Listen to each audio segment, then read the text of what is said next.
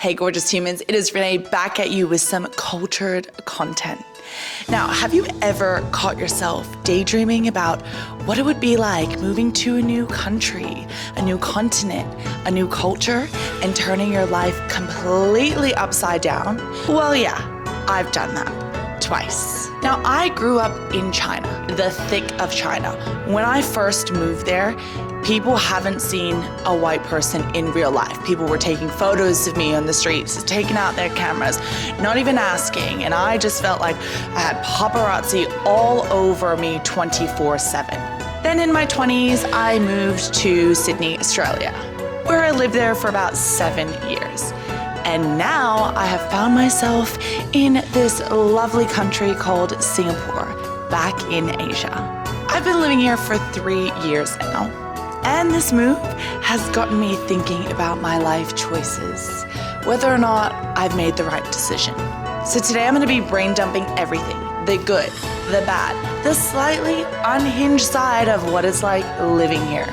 We're talking about friendships, the dating scene, the food culture, the wellness culture, and a few nuances of what it's like just living in this tiny island. Some of these nuances have shocked me, and I think they will shock you as well. So sit tight. If you're thinking about making this big move to overseas, whether it's Asia or a different culture, or you're just curious about that expat life, or you want to watch me roast the Singapore dating scene, then stick around and maybe hit subscribe while you're at it. Let's talk about something that was on the top of my list that I was super anxious about before I got to Singapore, and that is friendship. Now in Sydney, everyone had their uni friendship group or their friends from growing up as a kid, or, the UK lads would hang out and the Irish girl clique would be in one corner. And here I am, some girl whose dad's German, mom's American, and grew up in China. I'm not Chinese, trying to fit in with these different cliques, and it just didn't really work.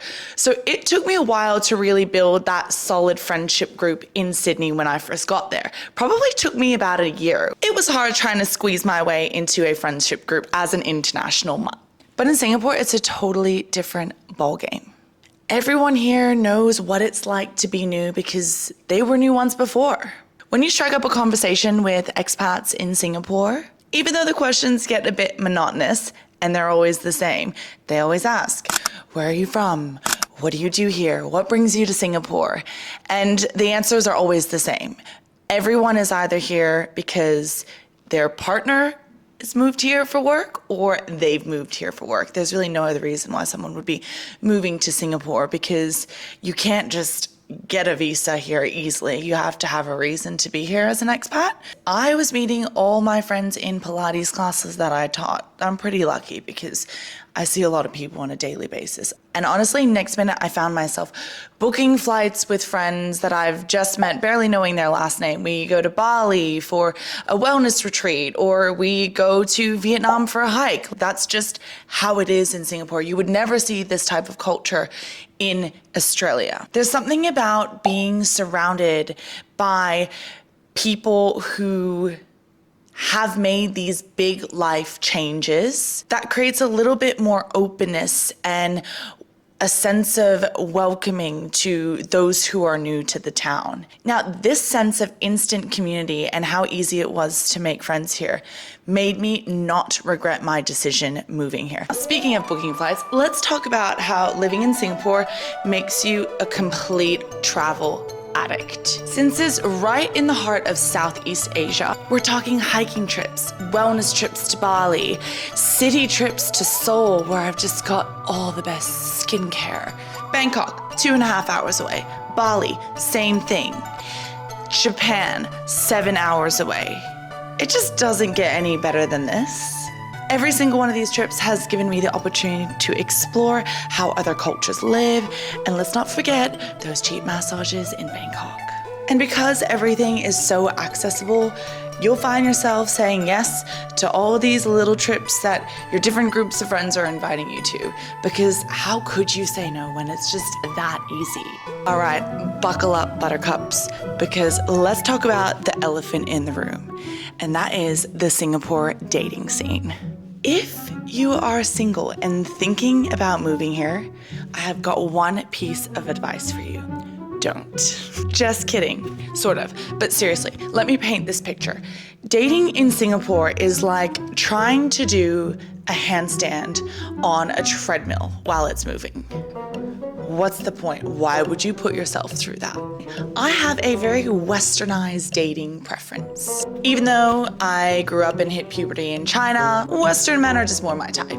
Maybe it's got something to do with the whole I want what I can't have thing.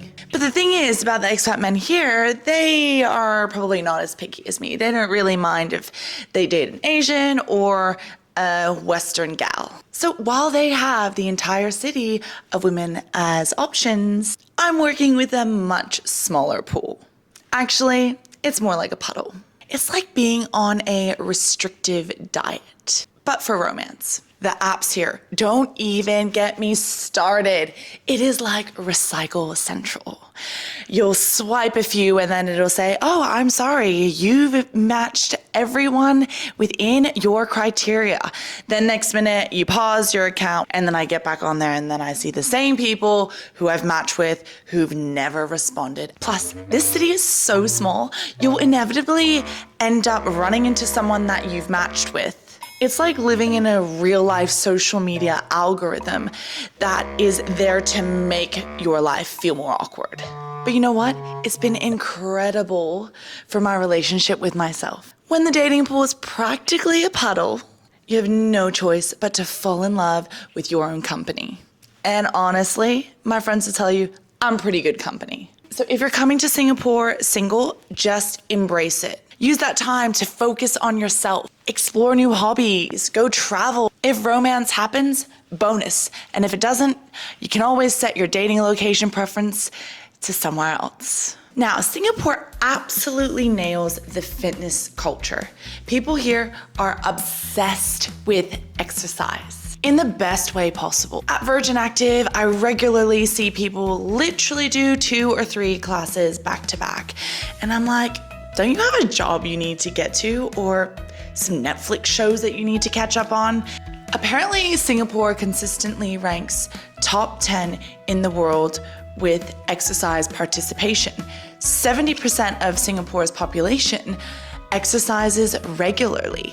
I also want to share some interesting gym phenomenons that I have noticed in Singapore that I haven't really seen in China or Australia. First of all, some gyms literally provide workout gear. I'm talking t-shirts, shorts, even socks. So it kind of looks like Squid Games where everyone's just like wearing the same uniform, doing a workout. It's like fitness communism. And I get it. Means less laundry I gotta do at home. Second, handheld fans.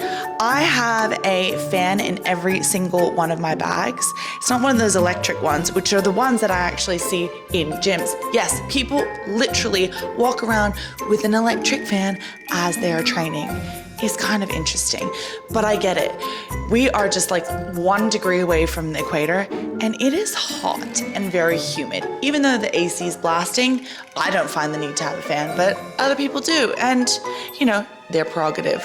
Another thing that I see is these little cliques that come to a gym and just surround themselves by one piece of equipment, and one of the friends is teaching like 4 or 5 people how to do the movement, and then they all take turns doing the movement and doing the exercise. And I'm like, how long do you have to be here for to get an optimal workout in for the group of 5? Just a bit weird, not a very effective way to train, but you know, it's community building. Moving on to like the sporting scene here, running is ubiquitous. You see people running everywhere. You can literally run around the entire perimeter of Singapore. That's about 64 kilometers. And that really puts into perspective how big or small this place is. And when it comes to sports, what I really love about Singapore is how small it is, because that means you can have a million different sporting hobbies just like I do. You should see my cupboard. It's filled with paddle rackets, tennis rackets, golf clubs, you name it, I've got it. But that's just because Singapore is so conducive to being able to get to one place, to the next, within a very short period of time. Try doing that in Australia or LA. That just doesn't work. You've got to be really, really organized with your time. Living 1 degree north of the equator means that there are no seasons. The only season that you see is a season that gets you really, really wet, and that is the rainy season. But without seasons here, I really feel like there is no concept of time. Like, I've been here for 3 years. At the same time, I feel like I've been here for 30. You ask any of my friends, I am really bad with my sense of time. Now let's talk about the rainy season. When it hits hard. But the great thing about Singapore is the city is structured in a way where there's lots of undercover areas. So as long as you live near a train station and your office is near a metro station, you might not even get wet. It just really depends. But I always do carry an umbrella in my backpack just in case. Now, moving on. I love food. In Australia, I was all about the meal prep, going to get groceries, cooking at home, bringing my meals to work. But in Singapore, that's not the case. There's lots of hawker centers here, and a hawker center is basically like a food court. They have really amazing food there. They got chicken rice, laksa, you name it, they've got it. And it's pretty cheap. You can probably find meals for about $5 US, sometimes even less. And these food courts are like a culture heritage. And if you're someone that wants to have more westernized meals, there are lots of salad bars and healthy options here. Places like Haibo and Salad Stop are some of my favorite. It's super easy. They got really good grab and go meals. And if you stick around, I'll talk about the grocery costs. So all in all, you're actually better off getting these salads than spending the time cooking at home. Time is money, we all know this, and going grocery shopping because groceries here are expensive. Since we're on the topic of food, I do want to talk about drinks. The coffee culture here is fascinating. Yes, they do have your normal latte, oat milk latte, flat white, cappuccino, but here you'll see more of a traditional Asian coffee approach. And every time I go there, I get really confused on what to order. You got kopi si croissant, kopi si siu dai. But basically, it's your coffee order with sugar or no sugar, evaporated milk, or condensed milk. You just add words behind the kopi, and that makes your kopi order. And yes, kopi is spelt K-O-P-I.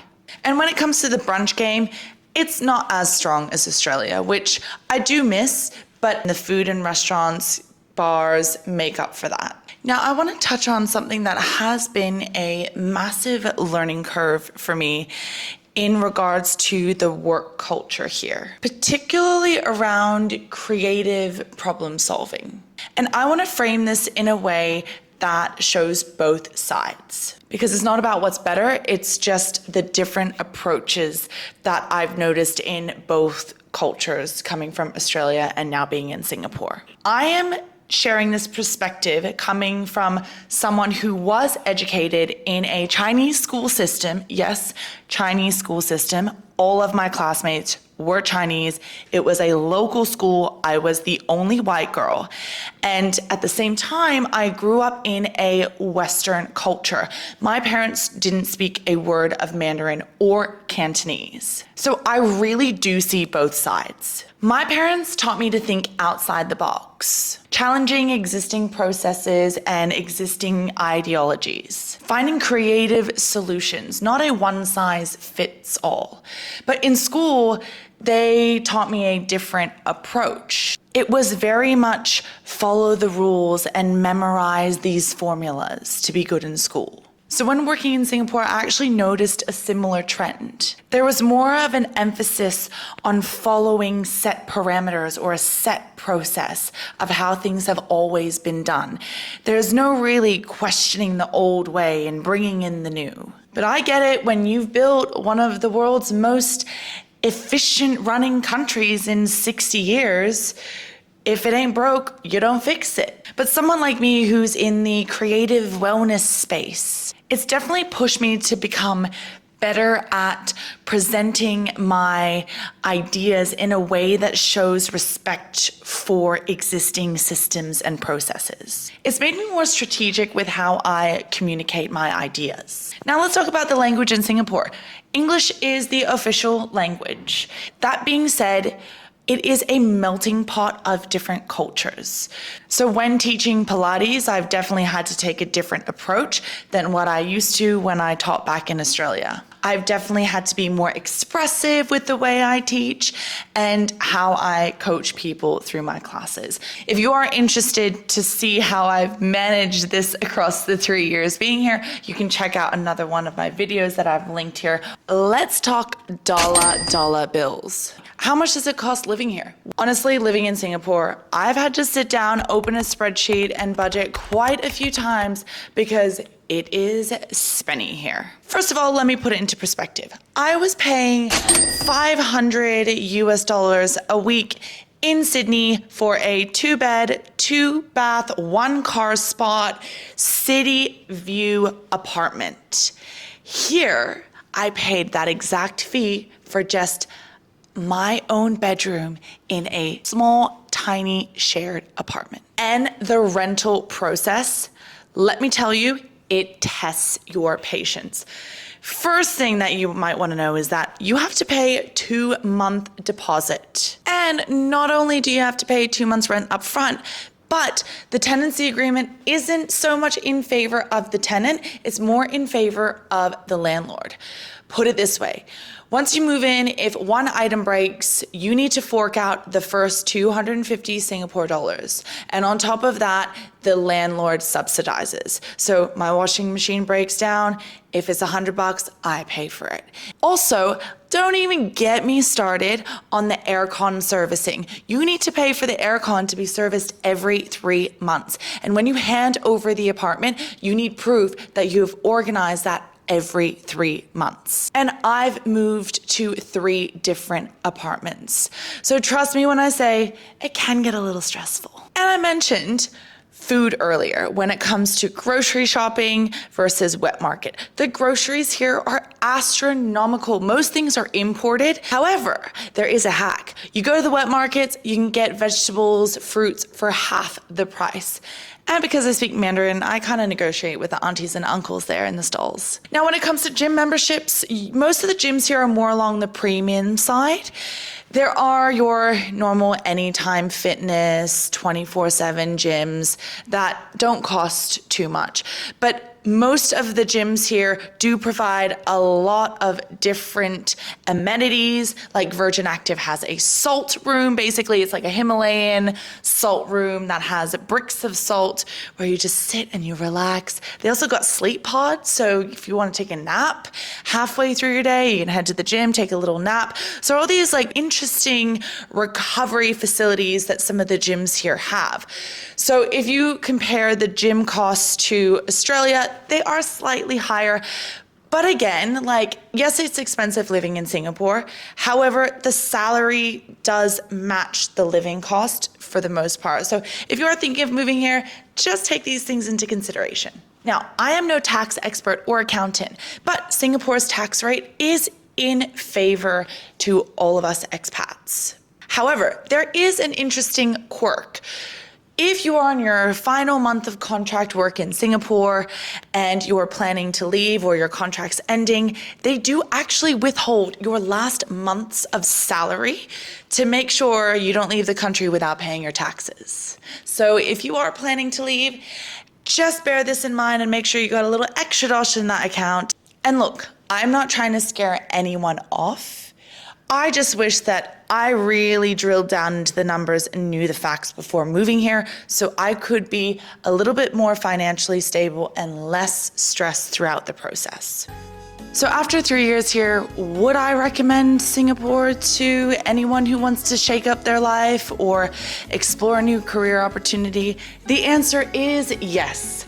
with some caveats. Come here if you love multiple hobbies in a day, if you want to travel more, you want to experience what it's like living in a multicultural country, and if you don't mind a small dating pool or puddle, and you're ready to embrace a sweaty lifestyle. And the city is only a maybe for those of you who like to have 4 seasons. But don't forget, you can always travel. And for those of you who like a larger city with more anonymity, this place is probably not for you. The biggest thing moving to Singapore has taught me is how to maintain your sense of self in a new culture, new environment, and a new city. The friendships I've made here are incredibly strong, even though some might be short-lived. I now have friends who live all over the world, so I can go see them and visit them whenever I want. The perspective you gain from moving to a completely new country, starting off from scratch, is so invaluable. I recommend everyone try it at least once in their life. So there you have it, a complete, honest review and my thoughts on what it's been like living in Singapore as an expat. I'd love to hear from you if you've got any questions on what it's like living in Singapore that I haven't been able to answer, or if you're thinking of moving to another country, I'd love to hear your story. Pop a comment below and subscribe. I'll see you on my next video.